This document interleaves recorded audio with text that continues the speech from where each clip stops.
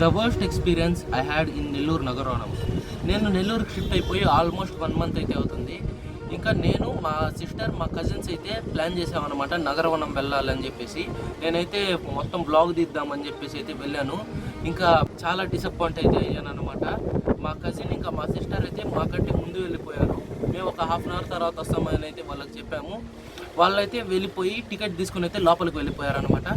నేను ఇంకా మా కజిన్ అయితే హాఫ్ అన్ అవర్ తర్వాత వెళ్ళి అక్కడ టికెట్ తీసుకుని లోపలికి వెళ్ళాము.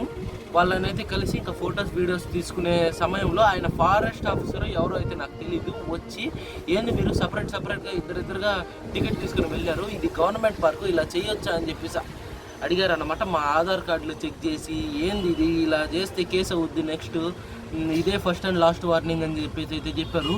నాకైతే అది అర్థం కావట్లేదు, ఇది ఏం తప్పు అని చెప్పేసి నాకైతే అర్థం కాలేదు అనమాట. ఈ సపరేట్గా టికెట్ తీసుకొని పోవడం అయితే తప్ప అది నాకు తెలీదు. మీకేమైనా తెలిస్తే మీరైతే చెప్పండి. ఇంకా నగరవనం అని చెప్పేసి నా ఓల్డ్ వీడియోస్లో అయితే నేను ఎంతో ఎలివేషన్ ఇచ్చాను దానికి, అంత సీన్ లేదు దాని కాడ. మొత్తం రస్ట్ పట్టిన రైడ్స్, రస్ట్ పట్టిన కట్టడాలన్నీ వేస్ట్, అసలు ఏమీ లేదు.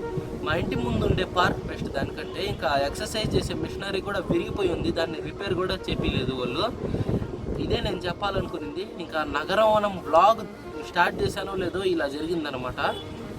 ఇంకా వ్లాగ్ ఏమి తీయకుండా అక్కడ మూడ్ ఆఫ్ అయితే మేము వచ్చేసాము. ఇంకైతే నేను 500 కట్టి ఫన్ పార్క్ అయినా వెళ్తా కానీ ఈ నగరవనంకి అయితే అస్సలు వెళ్ళను.